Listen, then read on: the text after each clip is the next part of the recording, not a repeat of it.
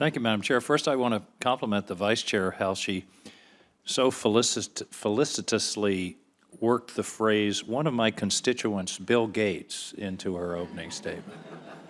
One of my constituents, Stephen King, would appreciate the way you did that. This hearing has been a Valentine to research, and all of us have talked about how important it is and everything else. I want to point out that the sequester will hit the defense research, the research budget of the Department of Energy. There's a fantasy around here that we are fixing the sequester by dealing with it in the defense budget with the overseas contingency money, which is a trick wrapped up in a gimmick, borrowed from future generations of Americans, and we don't need to worry about the sequester otherwise, and it's going to take direct aim at exactly what all of you have said is one of the crucial priorities of this country. That's not a question, that's just a statement, but I think our colleagues are somehow, some of our colleagues think, okay, we fixed the sequester because we've got this gimmick in the defense bill, but now, you know, it's okay everywhere else. Well, everywhere else includes the exact programs that we're talking about today. And I think that's an important point for this Congress to understand, that there is a real problem in national security with leaving the sequester in place. Not only energy research, but little items like the FBI or the Border Patrol are also affected by the sequester. So that's just sort of a general observation. Mr. Hiley, cybersecurity. We are going to have a serious cyber attack. The next Pearl Harbor is going to be cyber. Would not one way to defend against that in your industry would be to air gap your system control, your system control computers, isolate them physically from the rest of the system? I don't care if people hack your emails. I do care if they hack your grid control. Is that an option? We've got to do something. Defense is not going to work. In fact, we are already seeing Pearl Harbor, and we are already under attack in the electric sector. And that is why through NERC, we have the mandatory and enforceable standards for cybersecurity that are promulgated, ordered by FERC and promulgated by NERC, North American Electric Reliability Corporation, that we have to adhere to. And we're currently coming into SIP version 5, Cybersecurity Standards version 5, and going to version 7. We can already see that coming. It does require us to have air gaps, as you've discussed, for control systems. But we have Einstein 3, which was supposed to protect OPM, and they got hacked last week. I don't believe you're ever going to be able to protect yourself fully by defensive cyber technology. Agreed. We can never be 100% protected. I would say that so far we've never seen a loss of electric service because of a cyber attack.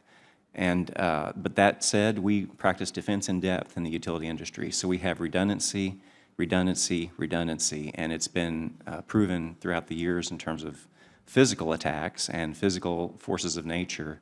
We'll practice that same defense in depth on the cyber side. Well, I just think that's an area, I mean, we keep getting these warning shots. Yes. Movie studios, and I mean, they're all serious, but when it's the gas pipeline system or the electric grid or the finance system, I just, how long is it going to take until we understand the significance? We see it not as a matter of if, but when, and we want to be in close working relationship with the government. I serve as co-chair on the Electric Subsector Coordinating Council, and that's another means we have of sharing information at the highest level of government on these things. I would point out that if we have greater distribution of distributed energy, that is, customers making their own energy and interacting with the grid, that in itself would be a national security plus. You're nodding. Would you say yes? I agree, yes. Thank you. Ms. Harbert, quick question. You testified about the advantages of exporting oil and how it's going to stimulate investment. I'm honestly a little confused about that because there's a world price for oil. If the price for oil is the same everywhere, why does exporting? Is it the difference between Brent and WTI? That's about $4 this morning. Is that what we're talking about here that's going to stimulate all this investment? Otherwise, you're just, if you sell a commodity for $5 and it's going to be $5 in the future, what difference does it make where you're selling it? I think it's important to know that, I mean, obviously when you go back to basic economics, more supply will bring down the price, and we will see the world oil market price not only its increase, but the volatility be reduced by American supply on the market. And the infrastructure investment that I'm talking about is to be able to move all of this natural gas and oil around our country. We're going to have to build a lot of infrastructure, and those are good-paying jobs. It's good investment, good property taxes, good state property taxes. I understand that, but I don't understand what the incentive is to export oil if you get this morning $62 for it in Europe and you get $62 in Galveston. What? Well, we want to produce it and we want to sell it. And right now we're running out of storage and we're running out of opportunity to sell it here because our refining capacity is set up to refine the heavy oils that we have been importing for so long. And we're producing the light sweet stuff that other refineries around the world are set up to accept. So it's a question of refining capacity and, in effect, customers here in the U.S.